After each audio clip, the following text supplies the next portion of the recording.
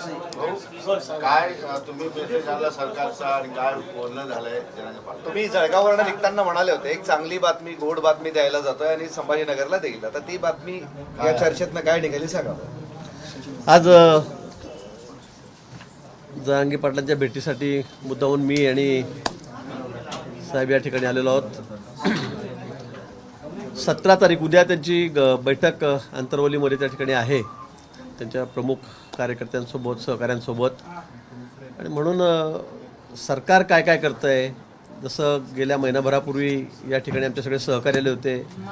2 आपले रिटायर्ड मान्य जजसुद्धा या ठिकाणी आले होते. आणि त्यानंतर आम्ही किती पुढे गेलेलो आहोत, कशा पद्धतीने या सगळ्या आरक्षणाच्या बाबतीमध्ये कामकाज चाललेलं आहे. मान्य शिंदे साहेब जे रिटायर्ड जज आहेत त्यांची समिती या ठिकाणी नेमलेली आहे आणि अतिशय वेगाने या ठिकाणी कामं करतो आहोत. आम्ही सगळे कुणबी ज्याच्या नोंदी आहेत त्या सर्व राज्यभर त्याच्या म्हणण्याप्रमाणे आम्ही त्याही ठिकाणी शोधतो आहोत. मोठ्या संख्येमध्ये लाखाच्या संख्येत त्या ठिकाणी त्या निघालेल्या आहेत, आढळत आहेत. त्यामुळे काम अतिशय वेगाने शासनाचं त्या ठिकाणी चाललेलं आहे आणि म्हणून ते अवगत करण्यासाठी आम्ही या ठिकाणी आलो. कारण उद्या 17 तारखेला त्यांची बैठक आहे. 24 तारखेचा त्यांनीच गेल्या महिनाभरापूर्वी शेवटची तारीख त्या ठिकाणी दिलेली होती की 24पर्यंत करावं. पण जरांगे पाटलांशी मी बोलल्यानंतर त्यांचंही या बाबतीमध्ये समाधान आहे. त्यांनी समाधान व्यक्त केलेलं आहे की शासन अतिशय प्रामाणिकपणे काम करत आहे. माननीय मुख्यमंत्री महोदय आहेत, माननीय उपमुख्यमंत्री महोदय आहेत, हे सुद्धा या बाबतीमध्ये अतिशय गांभीर्याने हा विषय घेतलेला आहे. याची कल्पना आपल्या सगळ्यांना आहे. गेल्या 3 दिवसापासून अधिवेशनामध्ये सुद्धा या बाबतीत चर्चा चाललेली आहे. तर परवा त्या ठिकाणी मुख्यमंत्री महोदय या सगळ्या चर्चेला उत्तरही त्या ठिकाणी देणार आहेत. पण मला असं वाटतं की आता हा सगळा विषय अंतिम टप्प्यात आलेला आहे. थोडंसं वेळ काळ, कारण आम्हाला आरक्षण जे द्यायचं आहे ते कायमस्वरूपी टिकणारं द्यायचं आहे. कुठेही घाईगर्दीमध्ये मागच्या वेळेसारखं काहीतरी मग तिथे लढताना काही बाबी आपण मांडू शकलो नाही, तिथे त्या आपली पूर्ण ताकदीने आपण उभं राहिलो नाही किंवा त्यात काही मग क्युरी निघाल्या, त्या सगळ्या तपासून आम्ही त्या ठिकाणी पूर्ण करतो आहोत. सगळी आमची एक्सपर्ट टीम, सगळे कायदेतज्ञ याच्यावर सर्व अभ्यास करत आहेत आणि आम्हाला 100% टिकणारं आरक्षण त्या ठिकाणी द्यायचं आहे.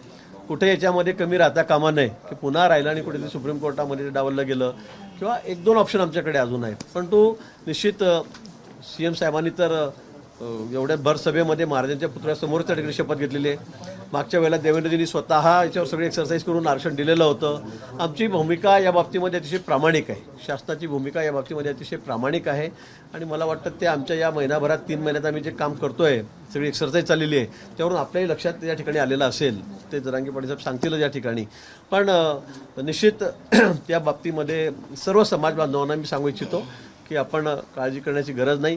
जे आपलं हक्काचं आहे ते आपल्याला निश्चित मिळणार आहे, निश्चित मिळणार आहे. आता नोंदी इतक्या सापडल्या, खरं म्हणजे आंदोलनाचं यश म्हणावं लागेल की एवढ्या मोठ्या प्रमाणात मग सगळे अधिकारी भिडलेत, सगळ्या जिल्ह्यामध्ये तालुक्यामध्ये सगळ्या अधिकाऱ्यांनी त्याच्यामध्ये त्या नोंदी तपासल्या आणि त्यातून मोठ्या संख्येमध्ये त्या सापडलेल्या आहेत की ज्यांनी कोणी मागितले नसतील त्यांच्यासुद्धा नोंदी आता सापडायला लागलेल्या आहेत. आणि म्हणून मला वाटतं एक चांगला यश मला असं वाटतं या आंदोलनाचं ते निश्चित या ठिकाणी मिळालेलं आहे. आणि आता हे सर्व अंतिम टप्प्यामध्ये आहे की एक चांगला मोठा न्याय समाजालाही त्या ठिकाणी मिळणार आहे. त्यांच्या पदामध्ये निश्चित हे आरक्षण ज्याही मार्गाने आम्ही देऊ, पण टिकणाऱ्या मार्गाने ते आम्हाला द्यायचं आहे, ते त्यांना मिळणार आहे. तुम्ही 24 तारखेला त्यांनी आंदोलन करू नये अशा पद्धतीची विनंती केली, थोडं शांतीने सबुरीने घ्यावं. बरोबर आहे. आता मागच्या वेळेला बीडला किंवा 2-3 ठिकाणी जे आमदाराच्या घरावर हल्ले झालेत, कसं आहे मग याचा फायदा कोणी अपप्रवृत्तीने घेता कामा नये आंदोलनाचा. नाहीतर मग आंदोलनाच्या माध्यमातून मागच्या वेळेला आपण बघितलं मग आंदोलने बदनाम होते. यातून एवढ्या मोठ्या प्रमाणात आंदोलन आहे, सगळे समाज बांधव एकवटलेले आहेत, इतक्या शांततेत आंदोलन चाललेलं आहे आणि शेवटी मग एखाद्या आंदोलनातून कोणाचं घर जळायचं, कोणाची गाडी जळायची, कुठे तिकडं जीवहानी झाली, मग आंदोलन हे भरकटतं. ते भरकटू नये ही आमची इच्छा आहे. आणि म्हणून आम्ही विनंती केली की बाबा असं सरकारचं काम तुम्ही बघतात, सरकार किती प्रामाणिकपणे काम करत आहे हे तुम्ही बघतात, किती सगळे अधिकारी याच्यात कामाला लागलेले आहेत याची आपल्याला कल्पना आहे. आणि म्हणून आमची हीच विनंती आहे की बाबा या आंदोलनाच्या माध्यमातून कुठेतरी अजून समाजकंटक प्रवृत्ती पुढे येतील, कुठेतरी मध्ये घुसतील, कुठेतरी मग अजून कोण वेगळ्याच प्रकारचा प्रयत्न करेल. म्हणून हे होऊ नये यासाठी आमची विनंती. भाऊ, तुम्ही बोलताना म्हटलं की 2 ऑप्शन सरकारकडे आहेत, नेमकं काय ऑप्शन असेल? नाही, मी जरांगे पाटील साहेबांशी बोललेलो आहे. त्या क्युरेटिव्ह पिटिशनच्या माध्यमातून आम्ही त्या ठिकाणी आता दररोज त्याच्यावर एक्सरसाइज चाललेली आहे. दररोज काम चाललं आहे मान्य सर्वोच्च न्यायालयामध्ये, तेही त्या ठिकाणी चाललेलं आहे. आणि दुसरीकडे आम्ही आता मागासवर्गीय आयोग याच्यावर नेमलेला आहे, बॅकवर्ड कमिशन नेमून त्या ठिकाणी मागच्या वेळेला ज्या क्युरीज राहिलेल्या आहेत, ज्या कोर्टाने निदर्शनास आणल्या की समाज हा कसा बॅकवर्ड आहे आर्थिकदृष्ट्या, शैक्षणिकदृष्ट्या, सामाजिकदृष्ट्या, हे सुद्धा त्या ठिकाणी तपासलं जातं आहे. आणि मला वाटतं दोघींपैकी कुठेतरी निश्चित मार्ग निघणार आहे, प्रामाणिक आमची इच्छा आहे. आणि म्हणून या संदर्भामध्ये कुठेही यावेळेला कमी पडता कामा नये आम्ही, अशी आमची प्रामाणिक इच्छा आहे. आणि म्हणून हे टिकणारं आरक्षण, याच्यामध्ये कुठेही मग कमी जास्त झालो आणि मग ते फेटाळलं गेलं किंवा नाकारलं गेलं असं होता कामा नये, ही आमची शासनाची प्रामाणिक भूमिका यामध्ये आहे. 24चा आग्रह सोडावा असं काय पाटील काय म्हणतात? आता पाटील साहेब आपल्याशी त्या बाबतीत बोलतील, आम्ही त्यांना विनंती केली आहे. पण त्यांनी सांगितलं, आपण सगळं दाखवतात लाईव्ह आहेत, आपण त्यांनी सांगितलं की मी या बाबतीमध्ये खूप समाधानी आहे, शासनाचं काम अतिशय योग्य पद्धतीने योग्य दिशेने त्या ठिकाणी चाललेलं आहे. आणि म्हणून आम्ही ते सांगितलं की थोडं अजून वेळ लागला तरी चालेल, पण आम्हाला कायमस्वरूपी टिकणारं आरक्षण द्यायचं आहे. वेळ लागण्याचं कारण हेच आहे की आम्हाला कुठे याच्यामध्ये अजून पुन्हा ते नाकारलं गेलं, फेटाळलं गेलं असं होता कामा नये, ही शासनाची प्रामाणिक इच्छा आहे. आणि म्हणून आता एवढं अंतिम टप्प्यामध्ये ते आलेलं आहे. आणि असं असताना अल्टिमेटम वगैरे ठीक आहे, पण आपल्याला शेवटी समाजाचं हित बघायचं आहे, त्याला त्या गोष्टीचा फायदा कसा होईल ते बघायचं आहे. आणि त्यासाठी आम्ही त्यांना विनंती केलेली आहे. तर तुम्हाला एक तक्रार केली त्यांनी भुजबळांची, बरंच काही सांगितलं, मी ऐकत होतो. काय तुम्ही त्यांना सांगणार, निरोप देणार वर? नाही, मी भुजबळ साहेबही आमचे ज्येष्ठ नेते आहेत, त्या बाबतीमध्ये CM साहेबही त्याच्याशी बोलले, देवेंद्रजी त्याच्याशी बोललेत, अजितदादाही त्यांच्याशी बोलतायत. मला वाटतं ते खरं आहे काही कुठेतरी. मी जरांगे साहेबांना तेच म्हटलं, जरांगे पाटलांना मी सांगितलं की आपल्या दोन्हीकडून हे थांबवा, दोन्हीकडून थांबलं पाहिजे. मग शब्दाने शब्द निघतो, आरेधिकार निघतो. आम्ही त्यांनाही सांगितलेलं आहे, मी स्वतः विनंती करणार आहे भुजबळ साहेबांना, माझे त्यांचे चांगले संबंध आहेत, त्यांनाही मी सांगणार की आता हे कुठेतरी थांबलं पाहिजे. कारण कुठेही समाजामध्ये दुही निर्माण होता कामा नये. शेवटी आपण वर्षानुवर्ष एका ठिकाणी राहतोय, आपल्या घराशेजारी घरं आहेत, आपलं म्हणजे हे पहिल्यांदा असं झालं, मला असं वाटतं पहिल्यांदा असं होतं आहे. पण हे होऊ नये ही आमची सर्वांची इच्छा आहे, सरकारची प्रामाणिक इच्छा आहे. भुजबळ साहेबांना मी निश्चित या संदर्भात विनंती करू. आपणही आणि भुजबळ साहेबही दोन्ही जण आता शांतता ठेवावी. आता आपलं जी मागणी आहे ते आता अंतिम टप्प्यात आलेली मी सांगेल आपल्याला.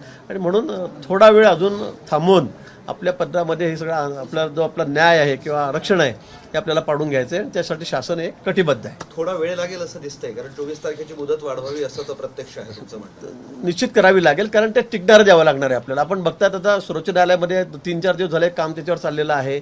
आमचं आता बॅकवर्ड कमिशन, त्याच्यामध्ये काही अडचणी होत्या, आता नवीन अध्यक्ष आम्ही त्याच्यामध्ये नेमलेत, नवीन टीम त्याच्यामध्ये नेमलेली आहे, 30 लोकांना कामाला लागलेली आहे. होत्या काही अडचणी, त्या इथं दूर झालेल्या आहेत.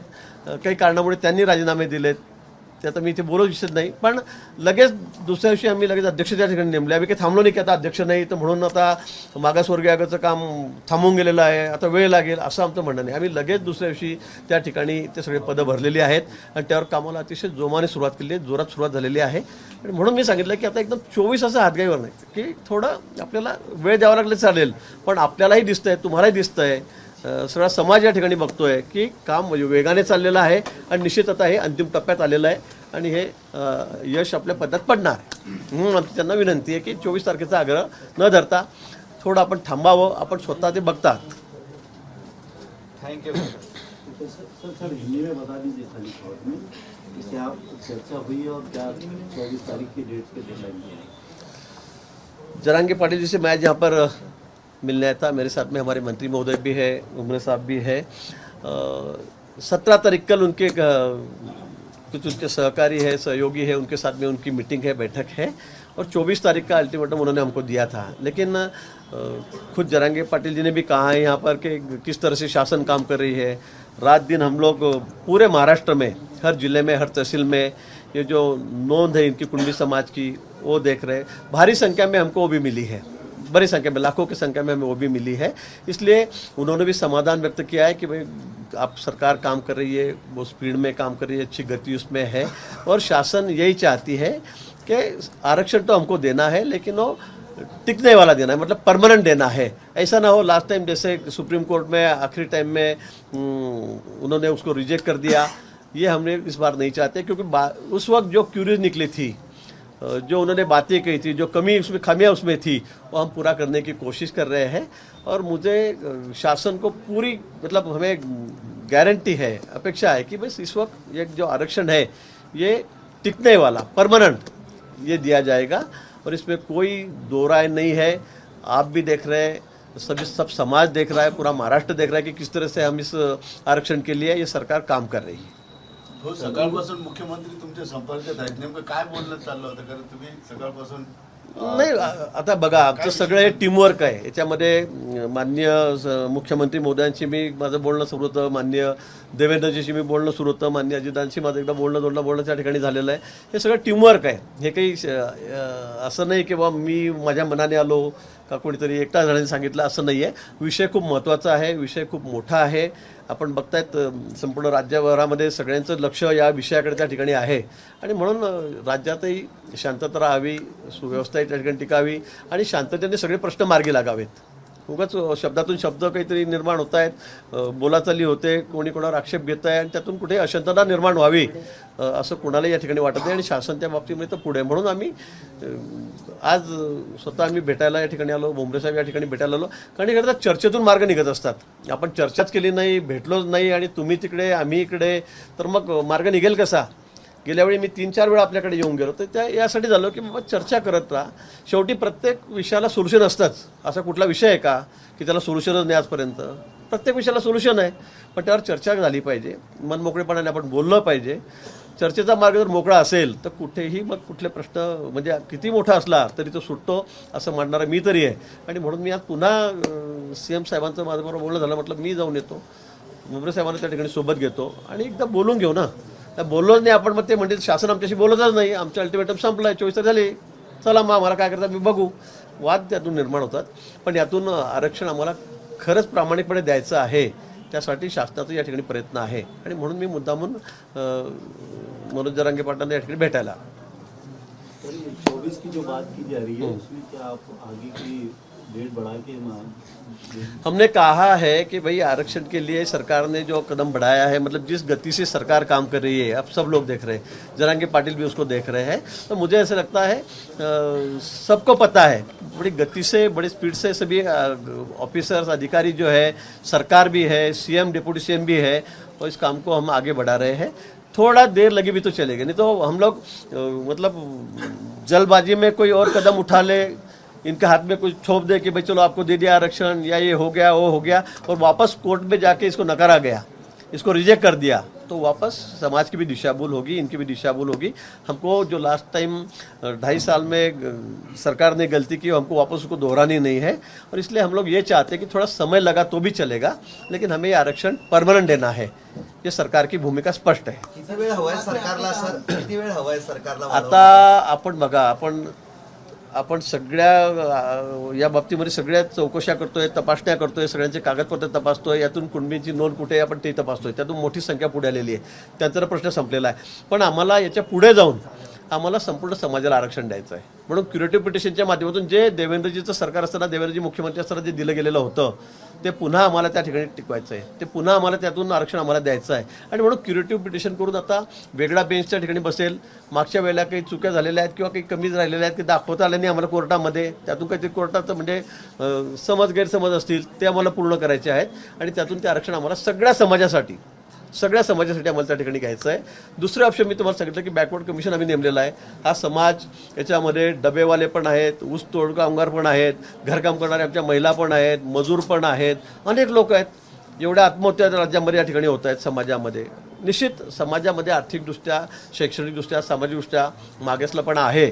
पण मागच्या वेळी ते मांडताना सुप्रीम कोर्टामध्ये त्यावेळेचे तज्ज्ञ कमी पडले, सरकार कमी पडलं. मला त्यात राजकारण करायचं नाही आहे, पण मला वाटतं की यावेळेला आम्हाला हे सगळं दाखवून द्यायचं आहे आणि म्हणून आम्ही मागासवर्ग आयोगाची स्थापना केलेली आहे आणि त्या माध्यमातून निश्चित त्यालाही मोठं यश आपल्याला मिळेल. सर थोडा म्हणजे नक्की किती वेळ ते नाही कळत आहे आम्हाला. 15 दिन के अंदर आरक्षण देंगे, लेकिन 40 दिन दिए गए थे, लेकिन 40 दिन बीत जाते हैं और फिर डेट एक्सटेंड करके दी जाती है, लेकिन अब तक के मैंने बार बार यही कहा है, ये टेक्निकल इशू है. ऐसे नहीं कि बस सरकार ने 4 लाइन लिख के दे दिया कि चलो आपको आरक्षण दे दिया और वो मिल गया, ऐसे होने वाला है क्या? नहीं तो फिर 30-40 साल से क्यों इसके ऊपर हम लोग कोर्ट में झगड़ते थे?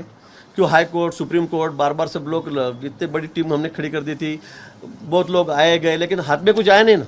तो हम यही चाहते हैं कि अभी ये टेक्निकल दृष्टि से सभी से पूरा करके इस बात को हमें आरक्षण देना है. 15 दिन 20 दिन का सवाल नहीं है, इसके लिए तो 30-40 साल से झगड़े रहे सब लोग, समाज झगड़ रहा है, लेकिन हाथ में कुछ आया नहीं था. अभी मुझे ऐसे लगता है कि सरकार बहुत इस विषय पर गंभीर है. लास्ट टाइम भी देवेंद्र जी ने भी गंभीरता से इसको दिया था.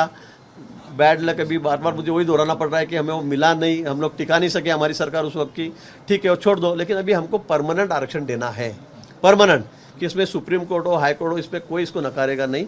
इसलिए थोड़ी देर या थोड़ा समय लगा भी तो भी चलेगा, लेकिन हमको ये परमानेंट देना है, इसलिए थोड़ी समय की मांग हम वापस कर रहे हैं। सर एक शेवटचा प्रश्न विचारतो तुम्हाला. छगन भुजबल जी का जो मामला चल रहा वो बार बार ओबीसी के मामले को उठा रहे हैं, तो इस मामले का आपकी क्या भूमिका है? नहीं ठीक है, ओबीसी की मांग है, ओबीसी का मामला है, तो ओबीसी है, ओबीसी के नेतृत्व कई सालों से कर रहे हैं, उनके ओबीसी के नेता है, वो उनकी बात रखेंगे, कहेंगे, लेकिन मुझे ऐसे लगता है कि बहुत मतलब जहाँ तक टूटेगा इतना भी नहीं खींचना चाहिए। दोनों तरफ से मैं बोल रहा हूँ, बात से बात बढ़ती है, फिर जो आजकल जो बातें हो रही है उसका भी समर्थन हम भी नहीं करेंगे, कोई नहीं कर रहा है, लेकिन मैंने जरंगी पार्टी से भी कहा है, भुजबल साहब से भी हम कहेंगे कि भाई आप समाज को आरक्षण देना है। हमने ये भी बार बार कहा है कि ओबीसी के आरक्षण को धक्का न लगते हुए, ओबीसी का कोई आरक्षण, देखो शिंदे साहब ने भी ये कहा है, इसमें देवेंद्र जी ने भी बार बार ये कहा है, और अजित दादा ने भी कहा है कि ओबीसी के आरक्षण को हम कोई धक्का नहीं पहुंचाते हुए, कुणबी समाज है, हमारा मराठा समाज है, उनको हम आरक्षण देंगे।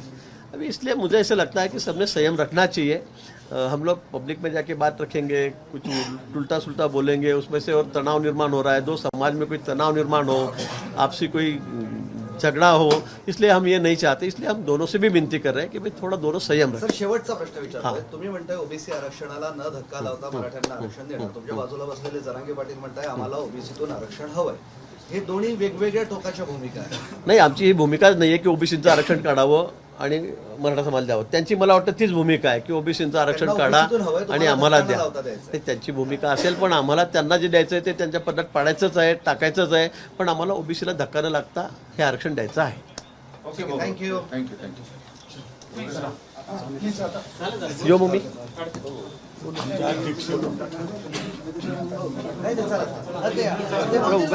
पाटील बोलणार आहे ना.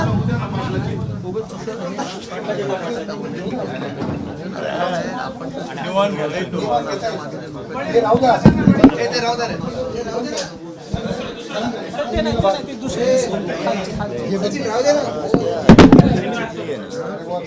असं होणार नाही. लिखित आहे ना आपलं, त्यानुसार झालं ना. काय झालं?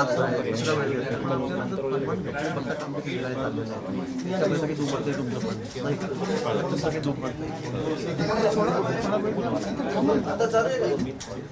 आम्ही उद्या होणार आहे. एवढं मोठं काम आपणच होणार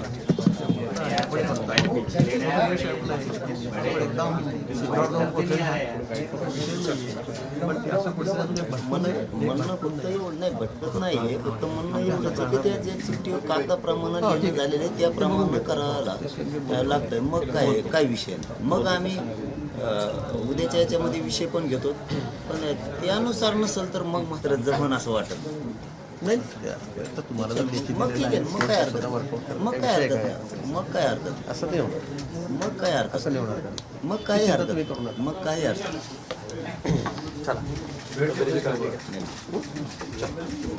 चला हा मामा आहेत. कारण महाराष्ट्राचे मामा आहेत, त्यांना आता सोडता येत नाही आम्हाला. आम्हाला माहित नव्हतं, तुमच्याकडेच माहिती पडलं मामा बोलले. सगळे मारा आम्ही तर मामा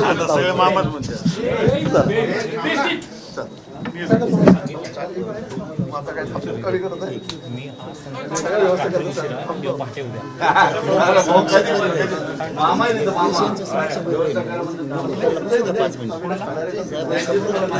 आपली सुद्धा वेगळी नको.